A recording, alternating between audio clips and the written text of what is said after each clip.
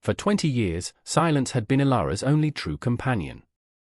It lived in the walls of her small, sturdy cabin, a hollow echo of the laughter that died with her Samuel. It settled like dust on the unused chair by the hearth and rode the wind that swept across the unforgiving plains, a constant, mournful sigh. The townspeople, what few there were and what little they mattered, had woven their own stories about her. They called her the too fat a widow, a cruel moniker that stuck like burrs to a wool blanket. They said her grief had settled in her bones, expanding her frame until she was as solid and immovable as the great, grey rocks that littered the landscape. They were not entirely wrong. Grief was a weight, and she had carried it until it became a part of her, a fortress of flesh and sorrow that kept the world at bay. She was self-sufficient, her hands, broad and calloused, capable of mending a fence, chopping a winter's worth of wood, and coaxing stubborn roots from the dry earth. She needed no one. She wanted no one. The isolation was a punishment she had inflicted upon herself, and in time, it had become a comfort. Then, the silence broke. It was not the howl of the wind or the cry of a distant coyote that shattered it, but a sound so alien it made the fine hairs on her arms stand on end, a child's cough. She froze, her hand hovering over the dough she was kneading. It came again, small and thin, immediately swallowed by the vast emptiness outside. She moved to the window, her bulk making the floorboards groan in familiar protest. Against the bruised twilight sky, 7 figures stood huddled together, small silhouettes braced against a wind that threatened to carry them away. They were children. A knot of ice formed in her stomach. No one came this far out. No one ever came at all. With a heavy sigh that seemed to draw up 2 decades of solitude, she unbolted the thick oak door. The wind tore at her, whipping her grey-streaked hair across her face and pressing her simple dress against her formidable frame. The children flinched at the sight of her, a looming shadow in the doorway. The eldest, a girl of no more than 12 with eyes far too old for her face, stepped forward. Her lips were blue with cold, but her voice, though trembling, was clear. "Mama sent us to you," she said, her gaze unwavering. Behind her, 6 smaller faces, smudged with dirt and tears, stared up at Ilara, their hope a fragile, flickering light in the gathering dark. The words hung in the air, a question and a plea. Ilara's mind raced. Mama? What mama? She knew no one, had spoken to no one from the town in years. Yet here they were, a tiny, desperate flock on her doorstep. The youngest, a boy who couldn't be more than 4, began to cry, a heart-wrenching sob that the wind snatched and flung into the night. Ilara looked at their tattered clothes, their chapped skin, the profound exhaustion etched onto their features. The fortress around her heart, 20 years in the making, felt the first, unwelcome tremor of a crack. She said nothing. Words were useless things against the reality of 7 shivering children. With a slow, deliberate movement, she stepped back, opening the door wider. It was not an invitation, not yet. It was a concession to the cold, to the undeniable truth of their suffering. They hesitated, looking to the eldest girl for guidance. She gave a small, jerky nod, and one by one, they shuffled past Ilara into the warmth of the cabin, bringing with them the chill of the outside world and the deafening sound of a life she had long since buried. She gave them water first, ladled from the bucket with the slow, steady hands of a woman accustomed to measuring out her existence. They drank greedily, their small hands cupping the tin mug she provided. Their eyes followed her every move, wide and wary, like startled fawns cornered in a thicket. She moved about the single room of the cabin, her sighs a paradox of silent grace. She stirred the embers in the hearth, adding logs until a proper fire danced and threw flickering shadows across their pale faces. The warmth slowly uncoiled the tension in their small bodies. They huddled together on the rag rug before the flames, a single organism of fear and relief. Ilara watched them from the table where she had returned to her bread. Her hands worked the dough with an automatic, practiced rhythm, but her mind was a maelstrom. "Mama sent us." The phrase was a stone tossed into the placid pool of her solitude, its ripples disturbing memories she kept locked away. She remembered Samuel's hands, so much larger than hers, holding her own as he promised a house full of children. A house full of life. a promise the fever had stolen, leaving only the silence. She tore off pieces of dough, flattened them, and laid them on a hot stone at the edge of the fire. The smell of baking bread soon filled the small space, a scent of home and nourishment that was achingly familiar. The children's hunger was a palpable thing, a raw need that transcended their fear of her. When the flatbreads were done, blistered and hot, she placed them on a wooden platter and set it on the floor in their midst. She said nothing, merely nodded toward the food. For a moment, they only stared. Then, the eldest girl, Lily, took one and broke it, handing the first piece to the crying boy from the porch, whose name she whispered was Sam. One by one, they ate, their movements furtive at first, then with a desperate intensity that spoke of days without a proper meal. Ilara turned away, unable to watch. It was too much. The sight of them, their vulnerability, was a physical ache in her chest. Later, as they drifted into an exhausted sleep by the fire, piled together for warmth and comfort, Ilara moved among them. She saw the worn soles of their shoes, the crude patches on their trousers, the thinness of their wrists. She noticed the eldest boy, perhaps 10, clutching a crudely carved wooden horse. He had his arm thrown protectively over a younger sister. She gently pulled a spare quilt from her chest and draped it over them. Her touch was hesitant, rusty from disuse. As she covered the youngest girl, a wisp of a thing with hair the color of straw, a small object fell from the child's pocket and rolled near the firelight. Ilara picked it up. It was a smooth, grey stone, no bigger than her thumb.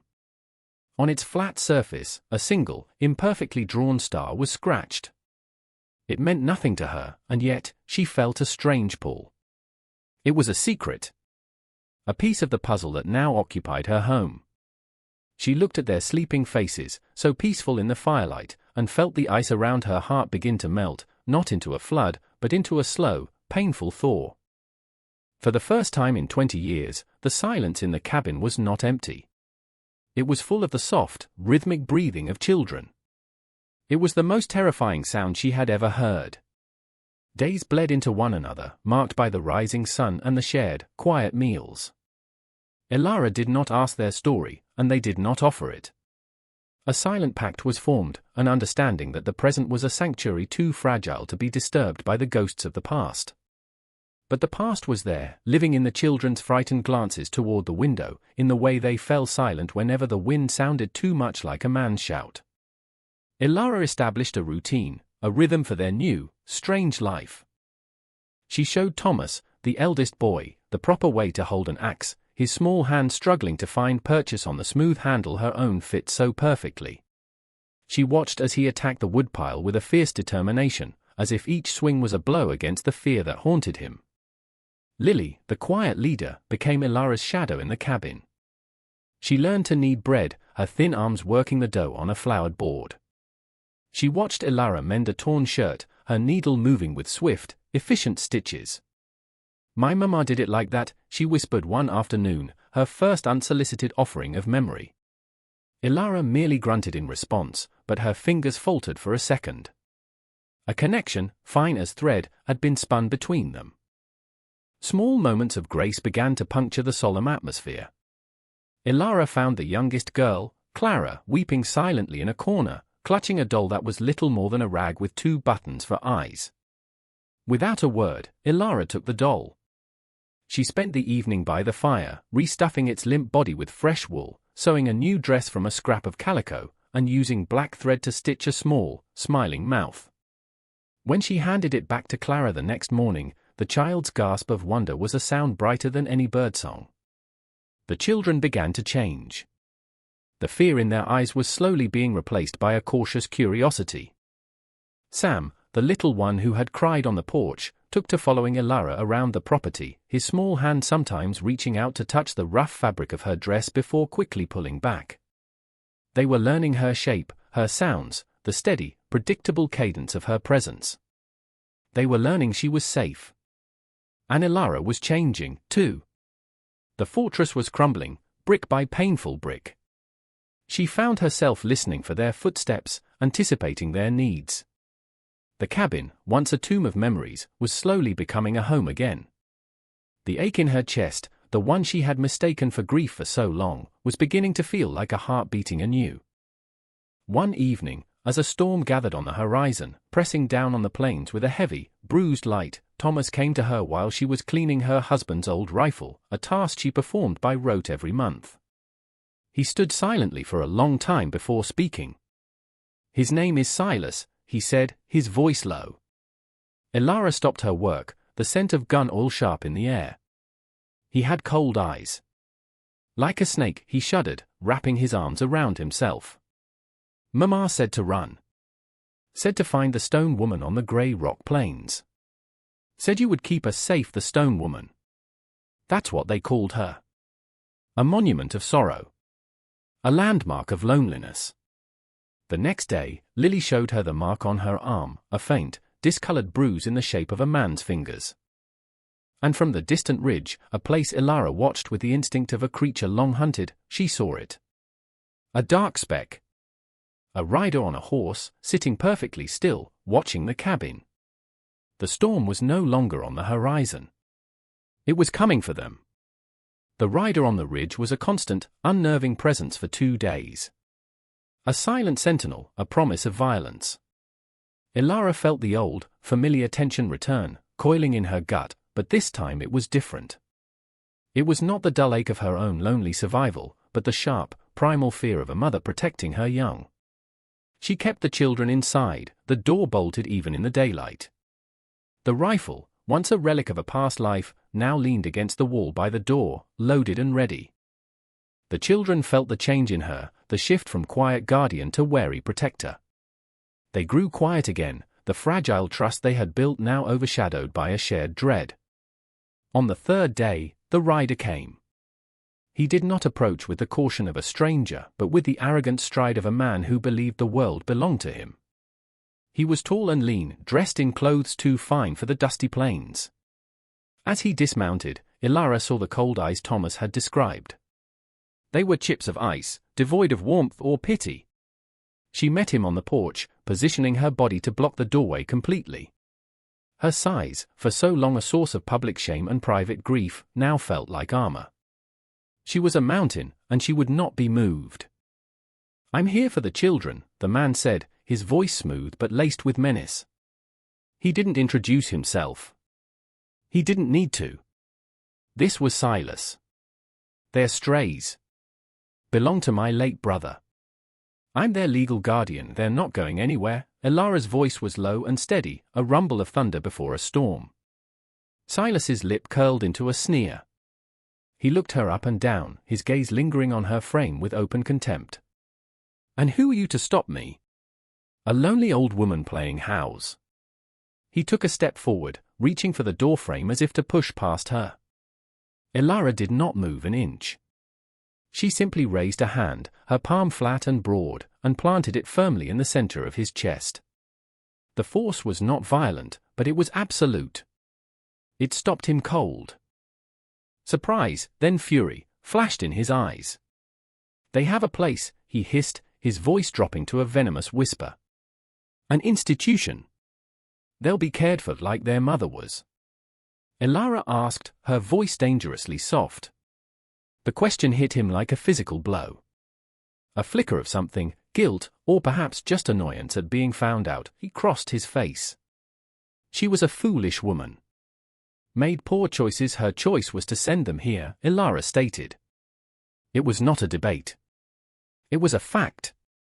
Behind her, inside the cabin, she could hear the children huddle together, their panicked whispers like the rustling of trapped birds. The sound fueled her resolve. "You will leave," she said. Now for a terrifying moment, she saw the violence simmering just beneath his skin. His hand drifted towards the pistol holstered at his hip. Elara's eyes narrowed. Her entire being was focused on that hand, on the threat it represented. The 20 years of solitude, of heaving logs and turning soil, had given her a strength he could not comprehend. It was a deep, rooted power, born of hardship. He saw it in her eyes.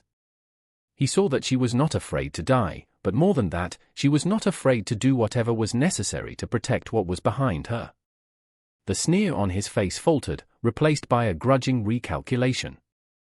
He was a bully, accustomed to preying on the weak. He had come expecting a frightened spinster, not a granite wall of maternal fury. With a final, hateful glare, he took a step back. "This isn't over," he spat. "The law is on my side." He mounted his horse, yanked viciously on the reins, and galloped away, leaving a cloud of dust and impotent rage in his wake. Ilara stood watching until he was just a speck on the horizon again, the same speck she had seen before. Only then did she allow herself to breathe. She turned and unbolted the door. 7 pairs of eyes stared up at her, filled with terror and a dawning, wondrous awe. She was the stone woman. And she had held back the storm. The dust settled, and an unfamiliar peace descended upon the cabin on the grey rock plains. Silas did not return. Whether it was the unyielding certainty in Ilara's eyes or the simple fact that the effort of fighting her outweighed the reward of the children's small, mortgaged plot of land, they would never know. The threat had passed, leaving in its wake a new, unbreakable reality. They were a family. The children's story came out in gentle pieces, shared in the safety of the firelight. Their mother, a quiet seamstress named Eleanor, had been a widow herself, hounded by her cruel brother-in-law, Silas, who coveted her small patch of earth. She had known of Ilara, not personally, but by the town's cruel legend. In her desperation, she had not seen a pitiable outcast, she had seen a fortress. She had seen a woman strong enough to stand alone against the world, and she had gambled her children's lives on the hope that such strength could be shared. She had scratched a star onto a smooth stone for each child, a symbol of a guiding light in the darkness, and told them to follow it until they found the stone woman who could keep them safe. It was the greatest act of faith Ilara had ever known. The silence that returned to the cabin was different now. It was a comfortable quiet, punctuated by the scratch of charcoal on a slate as Lily learned her letters, the thump of Thomas's axe splitting wood with growing confidence, and the soft, happy babble of Clara singing to her mended doll. Ilara taught them what she knew, the language of the earth, the patience of planting, the resilience of a repaired fence. They planted a garden in the stubborn soil, their small hands working alongside her large ones, turning the barren ground into a promise of sustenance. The first green shoots that pushed through the dirt felt like a miracle. Ilara's world, once confined to the 4 walls of her grief, expanded to encompass scraped knees, bedtime stories read in a slow, unpracticed voice, and the constant, chaotic, beautiful mess of 7 growing children. The townspeople, on Ilara's rare trips for supplies she could not make herself, saw the change. She was still a large woman, her frame as formidable as ever, but she walked with a new purpose. The haunted, distant look in her eyes was gone, replaced by a fierce, protective light. She was no longer Ilara, the too fat a widow. She was Ilara, mother of 7. The whispers that followed her now were not of cruelty, but of wonder. In the evenings, they would all gather on the porch, a silent ritual to watch the sun set, painting the vast sky in hues of orange and purple. Ilara would sit in Samuel's old rocking chair, its gentle creak a comforting rhythm. The children would settle around her, leaning against her legs, their warmth seeping into her. One evening, Sam, the youngest, who had not spoken a full sentence since his arrival, looked up at her, his face illuminated by the dying light. He reached out his small hand and placed it on her arm. "Mama," he said, the word soft but clear. Ilara's breath caught in her throat. The fortress around her heart did not just crumble, it dissolved into dust, blown away by the prairie wind. A single tear, the first in 20 years, traced a path down her weathered cheek. She looked out over the plains, the landscape that had once mirrored her own desolation. It was no longer empty. It was home. And it was full of life.